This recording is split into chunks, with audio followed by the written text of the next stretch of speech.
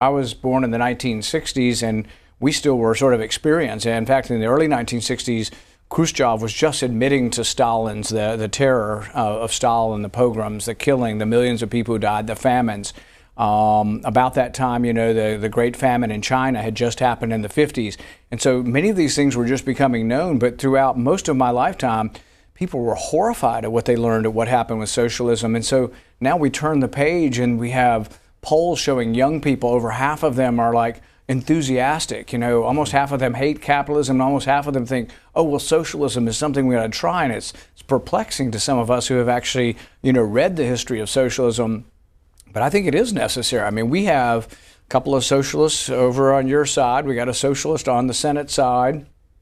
And when I was a kid, I think there were socialists, but they were embarrassed of the label. They didn't want to be called socialists, so they were liberals. Then they didn't want to be called liberals, but they knew that it wouldn't be popular. Now they're really in your face saying, I am a socialist, and we want to bring socialism in. They have a party, the Democrat Socialists of America, and they're proud of it. And it alarms me that young people aren't going, oh my goodness, what would socialism really mean for our country? And it has been in a short period of time that we've seen Democrat socialists really embrace the socialist brand as a growth agenda. Now, you said something earlier in your political career, which I've never forgot, about our prospects for growth and leveraging liberty for growth. And you said specifically once that our party needs more people who have tattoos and more people who don't have tattoos. So the question is, do we need to go find people with tattoos to join the party, or do we need to tattoo more people in the party? That's a good question. You know, I said with tattoos and without tattoos, with ponytails, without ponytails, with earrings, without earrings. I think we need to be a hipper, cooler party that young people would want to join. And so I think that's sort of part of the problem. Somehow now socialism has become hip or cool, but they don't know exactly what it is. So the same studies that say they're for it, not, you know, like 10% of the people who are for socialism can actually define it as the government owning the means of production. They think it's about fairness. And part of this I blame on the government schools, frankly. The government schools teach, you know, everybody can have self-esteem, and if your son can't spell, we're going to give him a prize anyway because he needs to feel good about himself. And we're going to, you know, pass out self-esteem. We're going to pass out fairness. And they get this idea that somehow the government's going to make things fair. One of the things we point out in here is there's still a top 1% in socialism. The difference is under our system, it's at least mostly or to the large extent based on merit, who becomes wealthy. If I'm Sam Walton and I sell something you want and I'm really good at selling it and distributing it, I can become a billionaire. But nobody forced you to buy my stuff, and Sam Walton became a billionaire because people voluntarily bought his stuff. And it's the same way with really most billionaires in our society. But when you look at socialism, there's still a top 1%. You think Maduro doesn't have the top 1%? They're his generals. They're all well fed.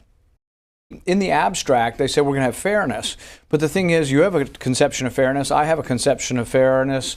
Representative Omar might have a conception of fairness. But for her to invoke hers on us, if we disagree with her, she's not going to sell us her ideas of fairness. She has to send the police, basically.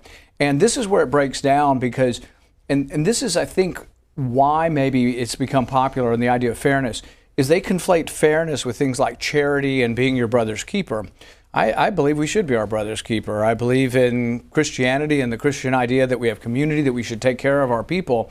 But that has nothing really to do with government, you know, and they believe it and then they conflate it and they say, oh, well, charity is if I come to your house and take your money and give it to someone else. No. Charity is if you give of your own money, and it's not charity when the government comes. But it also isn't very charitable in the way the government does it, because ultimately, the more you want socialism, this is one of the points we make. If you want a little bit of socialism, the violence from government may be tolerable. If you want a little bit more, you're going to have a little more state violence. But if you really want to take the property, and when Mao came to take the farms, or when Stalin collectivized the farms, truly there is a point at which people rebel, and the only way you can get it is really through violence. You have to kill the people, and that's what happened under Stalin. Not just a few people, millions. And then from that, we try to develop the question is, and this, I taught a course at George Washington on the dystopian novel, and the kids kept asking, is violence an accident of socialism, or is violence inherent? Is it inevitable that you'll have violence? And I think the more socialism you get, yes, absolutely, it's inherent. The closer you get to actually taking people's property, people will resist, and then you can't just fine them. You ultimately have to put them in jail, or you have to shoot them. Income inequality has been bandied about by the left and that it's this terrible thing. And we actually look at it, and the interesting thing is that they say, one of them points out that Pakistan and Ethiopia have less income inequality than us, and I was like, move there then. You think it's going to be great. And it really isn't about how close you are to each other, it's about what your level is. And income inequality, one of the authors we quote say that it's sort of like a jealousy trope. It's about me caring how much money you make. In reality, that's just sort of that's almost a vice. It's coveting someone's property, whereas I should care how rich I am if I'm getting richer. But it is another one of the big lies that comes from the socialists. They say that the economic pie is fixed and that if I get some, you're getting less. The truth of the matter is, and the statistics are overwhelming on this, that the economic pie is getting bigger and bigger and bigger and there's less poverty. There's a group that we quote from called humanprogress.org, and they're associated with Cato. Oh, just the statistics are just amazing. Poverty in about 1820, 90% of people lived on less than $2 a day. That's how the World Bank defines it. They do constant dollars. When I was born, it went from 90% in 1820 to about a third of the world living in poverty in the early 1960s.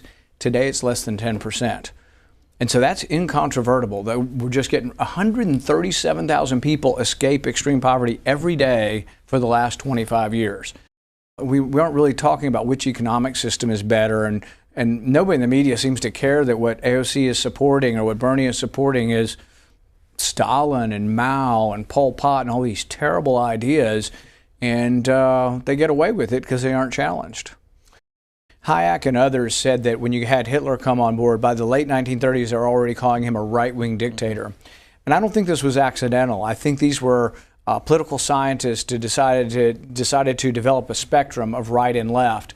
And so they put Nazism over here and socialism and communism over here, when in reality, they're just different variants of socialism.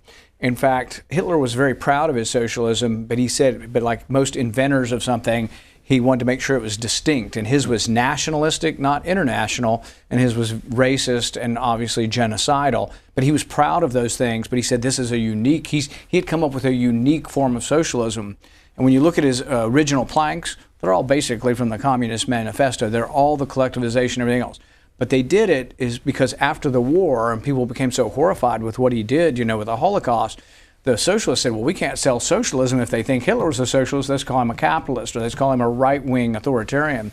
The same true is in the Arab world. But I think the commonality, and I think this gets back to the top 1%, is Mubarak, Nasser, all these people, all these dictators in Africa, many of them had a socialist bent, but it was socialism combined with kleptocracy and enriching their family. But it happens under socialism too. Socialism, they may say we're going to help everybody out and we're for equality and everybody's going to get, a chicken in every pot. And yet it always seems like, like Castro's daughter's really rich, Maduro's daughter's very rich. The families seem to enrich themselves. The whole idea of, how things are distributed and the equality of it as being a goal, that if things were equally distributed, the problem would be is that you would lack incentive because you work harder because you actually want more of the pie. You want to increase your share of the pie. And so getting rid of the incentives was always a problem. Do we fall into the trap here sometimes? Yeah, because sometimes in order to get the things we've wanted, like reducing taxes on the economy, we've taken people off at the lower end who pay no taxes. And so now we have a tax system really that's a lot different than Scandinavia. Instead of everybody paying, we really are much more tipped towards a very progressive tax code. Our rate has come down at the top, but still the vast majority of the taxes, like the top 20% of earners in our country pay like 90% of the taxes now.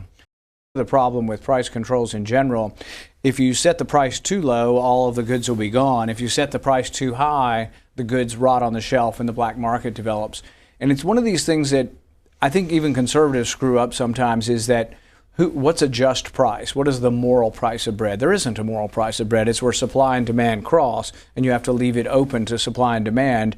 And then the invisible hand of the marketplace and those wanting to strive for more profit also have more efficiency and more goods are out. But once the government sets those prices, we get into a world of hurt because they don't know the correct price of anything. So it's either too low or too high. It's never sort of the perfect price that the market determines. But it leads to horrific problems. It leads not only to the black market, to the violence of the black market, but also in several examples we talk about how under socialism it can't be tolerated, because if you tolerate a little bit of it, it undermines the whole system. So you have to have informants, you got to have families informing on families, you got to have neighbors informing on neighbors, and then after a while jury trials are too slow and the juries won't rule. So if everybody in our community is buying bread on the black market because that's how we feed our family, and we put all those people in the jury, the government's not going to get a conviction. So then you get rid of jury trials. And so things become more authoritarian because the policies are very unpopular. But people will, it's like one of the examples in Venezuela, someone's selling stuff on the street and it's a lot more than the price, a lot more than the government set price. And he kind of apologizes. He said, but we actually have stuff and we're getting it to people. So we have food and medicine and people actually get it. We're sorry we're charging more than the official price, but with the official price there's no food or medicine in the store. And that's what happens. It just doesn't work. But it's all, and some of it could be well-intentioned. Oh, we want the price of bread to be 50 cents so everybody can have it. But then when they do it, well-intentioned that we keep it cheap, then there's no bread. Even though like unemployment's like 3%, workforce participation, people who don't participate in the workforce is like 38%. In some communities, it's 50% of people not working. So there still needs to be this thing, and I think it's coupled also with our drug problem. People aren't working, they're divorced from that whole process of having to get out there the other day. They're more likely to get into the drug problems. But we still have that problem even here, but it's a problem of plenty. And every day, you probably hear it when you go home. The people with the businesses are saying, I can't find enough workers. I mean, our biggest problem in our country right now is can't find enough workers, but we still have a bunch of them who just aren't participating. The biggest problem with the left is even if you want to grant them big heart and that they want to do things to help poor people, and I think many of them do, it's that they aren't thinking through to the second order or the third order. They're not thinking through the unintended consequences. So you could say having bread be 50 cents, that'd be so good for the poor people. But then 6 months later, you find there's no bread, and then there's a black market for it, and people are selling it at a different price, but there's no official bread anymore at 50 cents.